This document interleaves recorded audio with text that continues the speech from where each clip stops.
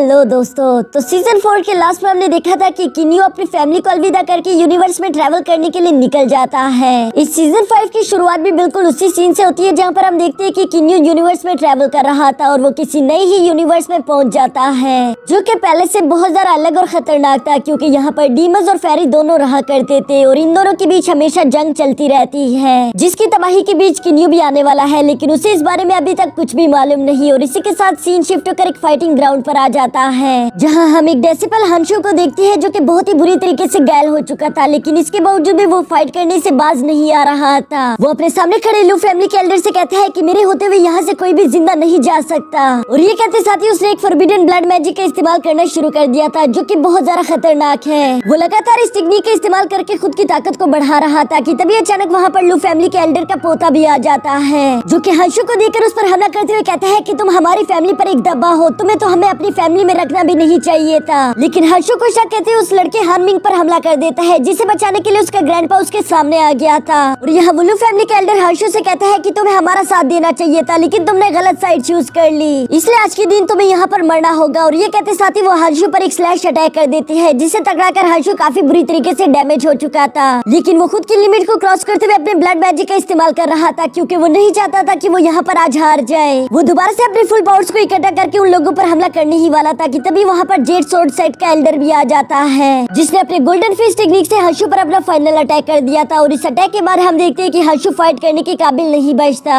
वो ऊपर से धीरे धीरे नीचे गिर रहा था, जहाँ बेहोश होने से पहले वो कहता है कि क्या मैं अपने मकसद में कामयाब हो गया। यह तभी किन्यू भी बड़ी तेजी के साथ वहाँ पर पहुँच जाता है, जिसने हंशु को कैच कर लिया था और वो उसे सेफली जमीन पर लाकर रख देता है। हंशु किन्यू से कहता है कि मास्टर आपको यहाँ पर नहीं आना चाहिए था, क्योंकि ये लोग आपको मारने का प्लान बना रहे हैं। यहाँ किन्यू हंशु की ऐसी हालत देखकर काफी ज्यादा इमोशनल हो गया था। तभी वहाँ पर एक लड़की भी रोती हुई सीधा हंशु के पास आ जाती है, जो कि हंशु से बहुत ज्यादा प्यार करती थी, लेकिन यहाँ पर हंशु की हालत बिल्कुल भी ठीक नहीं थी और इसी वजह से वो अपने होश खो देता है। ये देखकर किन्यू काफी ज्यादा इमोशनल होने के साथ साथ बहुत ही ज्यादा गुस्से में आ गया था। वो कहता है कि हंशु तुम हमेशा कहते थे कि मुझे हेवन ब्रेकिंग सोर्ड आर्ट सिखाओ, तो आज मैं तुम्हारे मास्टर होने के नाते तुम्हें हेवन ब्रेकिंग सोर्ड आर्ट जरूर सिखाऊंगा। और वो ये कहते साथ ही उसके फर्स्ट फॉर्म को एक्टिवेट कर लेते हैं, जिसमें एक थंडर सोर्ड बड़ी तेजी के साथ जाकर हानमिंग के सीने को चीर देती है। ये देखकर उसका ग्रैंडपा काफी ज्यादा इमोशनल हो गया था। वो किन्यू से कहता है कि तुमने ये बिल्कुल भी ठीक नहीं किया, जबकि दूसरी तरफ हम किन्यू को देखते हैं जो कि बहुत ही ज्यादा गुस्से में था, और इसी वजह से वो second form of heaven breaking sword art technique को एक्टिवेट कर लेता है, जिसकी वजह से दो सोर्ड बड़ी तेजी के साथ जाकर लू फैमिली के एल्डर को भी जान से मार डालती है। जिसके बाद हमें बताया जाता है कि ये सब कुछ एक साल पहले शुरू हुआ, जहाँ हम देखते हैं कि किन्यू नया नया एक दूसरे प्लेनेट पर आया हुआ था। वहाँ आने के बाद वो देखता है कि वहाँ पर मौजूद छोटे छोटे बच्चे भी गोल्डन कोर लेवल तक पहुँचे हुए हैं। ये देखकर तो वो काफी ज्यादा हैरान हो गया था, जिस पर उसके साथ मौजूद उसके असिस्टेंट बताती है कि ये मेपल स्टार मून है, यहाँ पर छोटे छोटे बच्चों के पास भी बहुत ज्यादा हाई एनर्जी होती है। ये देखकर तो किन्यू वाकई में काफी ज्यादा हैरान हो गया था, क्योंकि उसे गोल्डन कोर लेवल तक पहुँचने में काफी ज्यादा मेहनत करनी पड़ी थी। साथ ही हम देखते हैं कि वो छोटा सा बच्चा बहुत बड़े बड़े हैवी स्टैचूज के साथ खेल रहा था, तभी अचानक उसका ध्यान थोड़ा सा हट जाता है, जिसकी वजह से उनमें से एक स्टैचू सीधा जाकर एक औरत को लगने ही वाला था कि तभी वहाँ पर हम एक लड़की को देखते हैं, जो कि कोई और नहीं बल्कि हंशु था।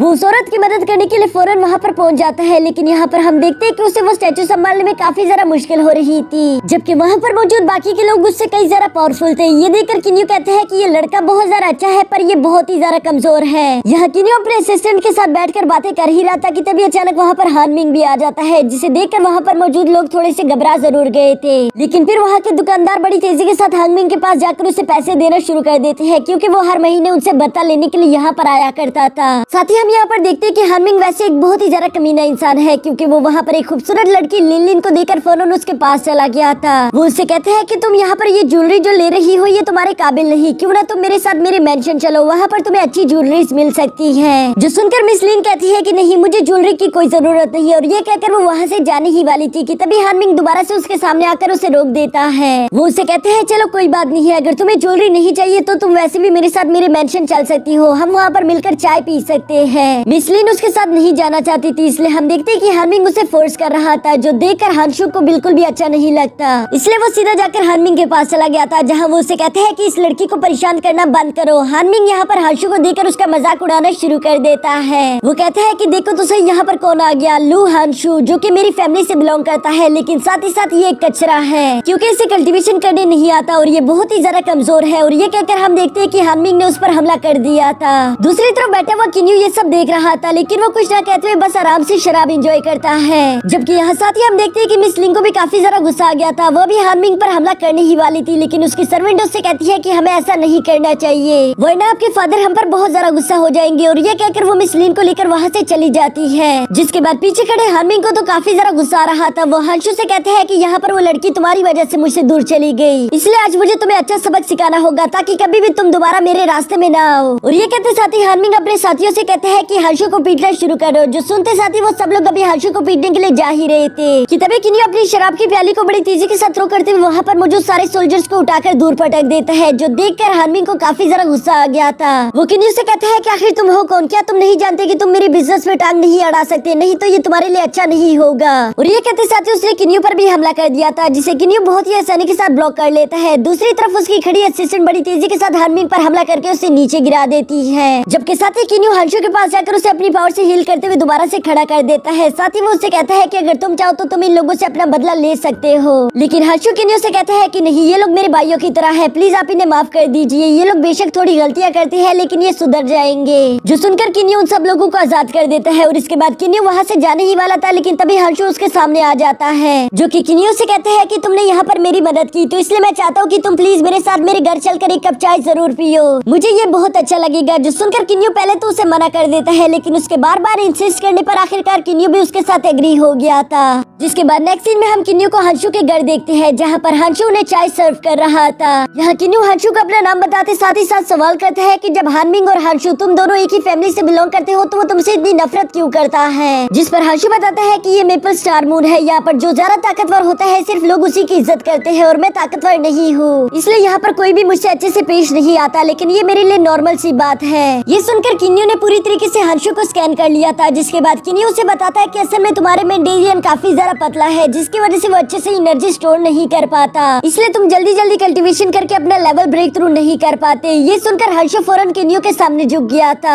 वो उससे कहता है कि अगर आपके पास इसको ठीक करने का कोई रास्ता है तो प्लीज मुझे बता दीजिए, मैं इसके लिए कुछ भी करने के लिए तैयार हूँ। जो सुनकर किन्यू कहता है कि मेरे पास एक रास्ता जरूर है, लेकिन उसकी वजह से तुम्हें काफी ज्यादा तकलीफ का सामना करना पड़ेगा। ये सुनकर हानशु खुशी खुशी उसके लिए मान गया था। जिसके बाद हम देखते हैं कि किन्यू उसका हाथ पकड़कर अपनी एनर्जी से उसका मेंडेरियन पूरी तरीके से तोड़ देता है। यह किन्यू ने ऐसा इसलिए किया था कि उसका मेंडेरियन दोबारा से जुड़कर अब पहले से ठीक हो जाए, जो कि बिल्कुल वैसा ही होता है। हानशु भी अब महसूस कर पा रहा था कि उसका मेंडेरियन अब पहले से काफी ज्यादा बड़ा और स्ट्रॉन्ग हो चुका है। अब यहाँ हानशु भी अपने मेंडेरियन को महसूस कर पा रहा था। वो समझ जाता है कि अब उसका मेंडेरियन पहले से बड़ा और स्ट्रॉन्ग हो चुका है। साथ ही साथ उसे यहाँ पर किन्यू की रियल पावर्स के बारे में भी थोड़ा बहुत अंदाजा हो गया था, इसलिए वो किन्यू के सामने झुककर कहता है प्लीज सीनियर आप मुझे अपना स्टूडेंट बना लीजिए। जिस पर किन्यू उसे अपना स्टूडेंट बनाने के लिए मना कर देता है। यहाँ उसके जाने के बाद उसके असिस्टेंट किन्यू से सवाल करती है कि मास्टर आपने ऐसा क्यों किया। पहले आपने उसका कैरेक्टर टेस्ट किया, उसके बाद आपने उनका मेंडेरियन ठीक किया, पर जब उसको स्टूडेंट बनाने की बारी आई तब आपने उसे रिजेक्ट कर दिया। ये सुनकर किन्यू जवाब देते हैं कि मेरी स्टीलर ट्रांसफॉर्मेशन टेक्निक्स काफी ज्यादा खतरनाक है, अगर ये मैंने उसे सिखाने की कोशिश की तो उसकी जिंदगी में मुश्किलात बढ़ जाएगी। इसके बाद नेक्स्ट सीन में हम देखते हैं कि वहाँ पर लू फैमिली का एल्डर अपने पोते के साथ आ गया था, जो कि किन्यू से कहता है कि मैं आपसे यहाँ पर माफी मांगने के लिए आया हुआ हूँ, क्योंकि मुझे मालूम हुआ है कि मेरे पोते हानमिंग की वजह से आपको काफी ज्यादा परेशानी का सामना करना पड़ा। जिस पर किन्यू कहता है कि नहीं नहीं ऐसी कोई बात नहीं,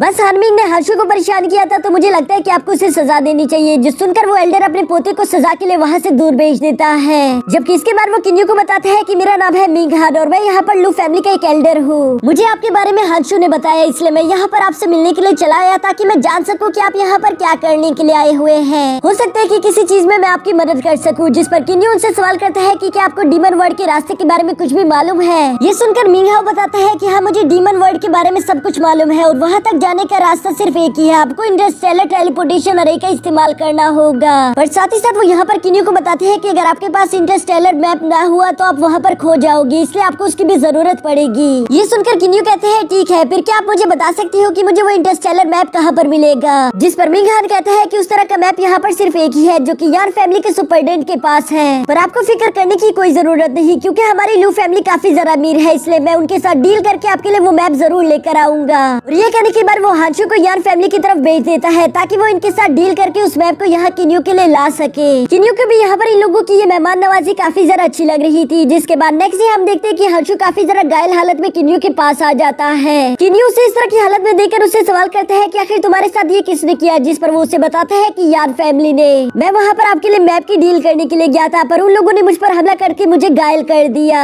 ये जानकर तो किन्यू को बहुत ज्यादा गुस्सा आ गया था और वो इसी गुस्से के साथ सीधा जेट सोर्स सेट चला जाता है जहाँ पर यान फैमिली का वो सुपरडेंट भी वहीं पर मौजूद था। किन्यू वहाँ के गार्ड्स को मारता वो वहाँ पर तबाही मचा देता है, जो देखकर यान फैमिली का सुपरडेंट वहाँ पर बाहर आ गया था। वो किन्यू से कहता है कि आखिर तुम हो कौन, जिस पर किन्यू कहता है कि यहाँ पर सवाल मैं पूछूंगा, तुम ये बताओ कि क्या तुम ही हो वो जिसने हांशु को यूं घायल किया है? जो सुनकर यान फैमिली का वो सुपरडेंट कहता है कि हाँ वो मैं ही हूँ क्योंकि हांशु बहुत ज्यादा कमजोर है और वो मेरे साथ डील करने के काबिल नहीं था। और ये कहते साथ ही उसने फौरन से किन्यू पर हमला भी कर दिया था, जिसे किन्यू बहुत ही आसानी के साथ ब्लॉक करते हुए अपनी तलवार को समन कर लेता है। जिसके बाद हम देखते हैं कि किन्यू अपनी तलवार से एक बहुत ही ज्यादा स्मूथ टेक्निक का इस्तेमाल करता है और इस टेक्निक की वजह से हम देखते हैं कि वो सुपरडेंट वहीं पर मारा गया था। ये देखकर जेट सोर्स सेट के लीडर को बहुत ज्यादा गुस्सा आ गया था। वो किन्यू के सामने आते हुए कहता है कि आखिर तुमने मेरे मेहमान को मेरे ही घर में कैसे मार डाला, मैं तुम्हें इसके लिए माफ नहीं करूंगा। और वो ये कहते साथ ही किन्यू पर हमला करने के लिए अपनी एक फॉर्मेशन को क्रिएट करना शुरू कर देता है, जिसे देखकर तो किन्यू भी थोड़ा सा चौंक गया था। और इसी के साथ हमारा ये एपिसोड यहीं पर खत्म हो जाता है।